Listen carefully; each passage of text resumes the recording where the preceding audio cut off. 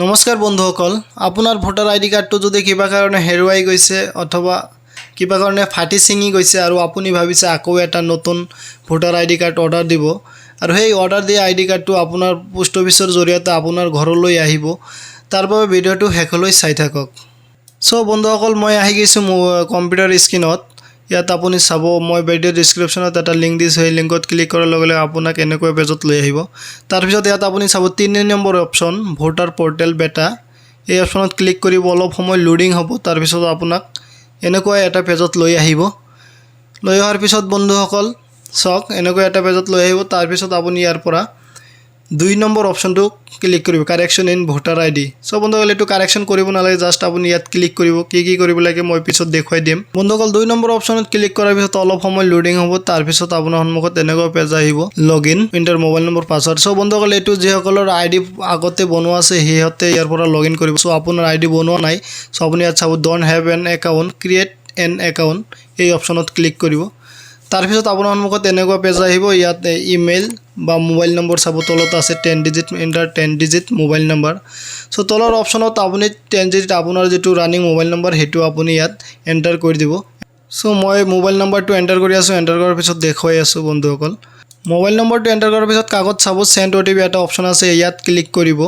Send OTPত click কৰাৰ পিছত আপোনাৰ সেই মোবাইল নম্বৰত 6 ডিজিট এটা OTP যাব। সেই OTPটো ইয়াত বহুৱাই দিব। মই বহুৱাই আছোঁ। চ' বহুৱাৰ পিছত ইয়াত তলত চাব ভেৰিফাই অপশ্যন আছে, ইয়াত ক্লিক কৰিব। ভেৰিফাই অপশ্যনত ক্লিক কৰাৰ পিছত অলপ সময় লোডিঙৰ পিছত চাওক success, congratulation, your mobile number has been successfully, এনেকুৱা অহাৰ পিছত আপোনাৰ সন্মুখত এটা ক্ৰিয়েট পাছৱৰ্ড এটা পপ আপ আহিব। চ' আপুনি ইয়াত আপোনাৰ মতে পাছৱৰ্ড দিব। পাছৱৰ্ডত আপুনি মিনিমাম 6 কেৰেক্টাৰ হ'ব লাগিব, এলফাবেট, নাম্বাৰছ, স্পেচিয়েল কেৰেক্টাৰ এইবোৰ হ'ব লাগিব। চ' চাওক, মই স্ক্ৰীনত দি আছোঁ কেনেকুৱা হ'ব লাগিব পাছৱৰ্ড।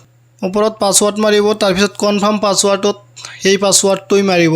তাৰপিছত তলত চাব কেপচা দিয়া আছে, ইয়াত যিমানখিনি লিখা থাকিব সেইটো আপোনাৰ কাষত যোগ কৰি বহাই দিব। 18 + 1 19 বহাই যোৱাৰ পিছত বন্ধুসকল আপুনি ইয়াত তলত অপশ্যন চাওক, টিক, তলত চাওক ক্ৰিয়েট একাউণ্ট, এইটোত ক্লিক কৰিব। তাৰপিছত অলপ লোডিং হ'ব। লোডিং হোৱাৰ পিছত আপোনাৰ একাউণ্টটো ক্ৰিয়েট হৈ যাব। চ' লোডিং হৈ আছে, তো এইটো ক্ল'জ কৰি দিব। তাৰপিছত আপোনাক ৱেলকাম জনাব, welcome to the voter portal. So' আপুনি ৱেলকামত ক্লিক কৰিব। ৱেলকামত ক্লিক কৰাৰ পিছত আপোনাৰ সন্মুখত এনেকুৱা আহিব। চ' আপুনি ইয়াত আপোনাৰ নাম বহুৱাই দিব, লাষ্ট নেম বহুৱাই দিব। তাৰপিছত আপুনি ষ্টেট চিলেক্ট কৰিব, আছাম। তাৰপিছত আপুনি জেণ্ডাৰ চিলেক্ট কৰি দিব, মেল ফিমেল যিটো সেইটো চিলেক্ট কৰি ছাবমিট অপশ্যনত ক্লিক কৰিব। ছাবমিট অপশ্যন ক্লিক কৰাৰ পিছত অলপ সময় লোডিং হ'ব। তাৰপিছত আপুনি ইয়াত কাৰেকশ্যন ইন ভোটাৰ আইডি এই অপশ্যনত ক্লিক কৰিব। অলপ সময় লোডিং হ'ব। লোডিং হোৱাৰ পিছত আপোনাৰ যিটো নাম বহুৱাব সেইটো নাম আহি যাব, মাই নেম ইজ ভোটাৰ মেত্ৰা। তাৰপিছত আপুনি তলত চাব লেটছ ষ্টাৰ্ট, এই অপশ্যনত ক্লিক কৰিব। তাৰপিছত ইয়াত খোল খাব do you already have voter ID number. So' আপুনি voter ID card number, voter ID order দিব, তো আপোনাৰ হাতত ভোটাৰ আইডি কাৰ্ড নাম্বাৰ আছে। চ' আপুনি ইয়াত 2 নম্বৰ অপশ্যন চিলেক্ট কৰিব, য়েছ। চ' মই য়েছত ক্লিক কৰি য়েছ আই হেভ ভোটাৰ আইডি নাম্বাৰ, এই য়েছত ক্লিক কৰি তলত আপুনি আপোনাৰ ভোটাৰ আইডি নম্বৰ বহুৱাই দিব। বন্ধুসকল, ভোটাৰ আইডি নম্বৰ বহুৱাৰ পিছত আপুনি চাওক ছাইডত আছে ফেটছ ডিটেইলছ, ইয়াত ক্লিক কৰাৰ পিছত we have found this record for your voter ID, ইয়াত ইমান number, please click on the proceed button. So' তাৰপিছত আপুনি প্ৰচিড বটনত ক্লিক কৰিব। ক্লিক কৰাৰ পিছত অলপ সময় লোডিং হ'ব। তাৰপিছত আপোনাৰ পূৰা ডিটেইলছ আহি যাব, নাম, আপোনাৰ দেউতাকৰ নাম, জেণ্ডাৰ মেল ফিমেল, তাৰপিছত আপোনাৰ সকলোবোৰ আহি যাব বন্ধুসকল। চ' তাৰপিছত আপুনি ছেভ এণ্ড কণ্টিনিউ মাৰিব। অলপ সময় লোডিং হ'ব। তাৰপিছত চাওক ইয়াত অপশ্যন আহি যাব reason for applying for correction, ইয়াত আপুনি 3 নম্বৰ অপশ্যন চিলেক্ট কৰিব, issues of replacement EPIC without correction, এই অপশ্যনটো ক্লিক কৰিব বন্ধুসকল। ক্লিক কৰাৰ পিছত তলত ছেভ এণ্ড কণ্টিনিউ ইয়াত ক্লিক কৰিব। ক্লিক কৰাৰ পিছত বন্ধুসকল অলপ সময় লোডিং হ'ব। চ' লোডিং হৈ আছে, অলপ আপোনালোকে ৱেইট কৰিব। ৱেইট কৰাৰ পিছত আপোনাৰ সন্মুখত আপোনাৰ মোবাইল নম্বৰটো আকৌ ভেৰিফাই কৰিব লাগিব, আপডেট কৰিব লাগিব। চ' মই ভেৰিফাই কৰি আছোঁ, পিছত দেখুৱাই আছোঁ। ইয়াত আপোনাৰ মোবাইল নম্বৰটো মাৰিব। মোবাইল নম্বৰটো মাৰাৰ পিছত আপুনি চাব কাষত লিখা আছে চেণ্ড OTP। চ' আকৌ এটা OTP আহিব আপোনাৰ মোবাইল নম্বৰত, সেই OTPটো বহুৱাই দিব।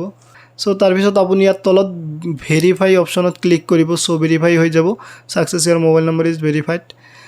তো তাৰপিছত আপোনাৰ ইয়াত অপশ্যন আহিব, চাওক ইয়াত লিখা আছে reason for applying for replacement of EPIC card. So' আপুনি ভোটাৰ আই ডি কাৰ্ডটো কিয় অৰ্ডাৰ দিব খুজিছে, কাৰণ কি, সেই কাৰণটো ইয়াত সিহঁতক ক'ব লাগিব। চ' আপুনি যদি ইয়াত লষ্ট বুলি লিখি দিয়ে তেনেহ'লে আপোনাৰ FIR কপি লাগিব।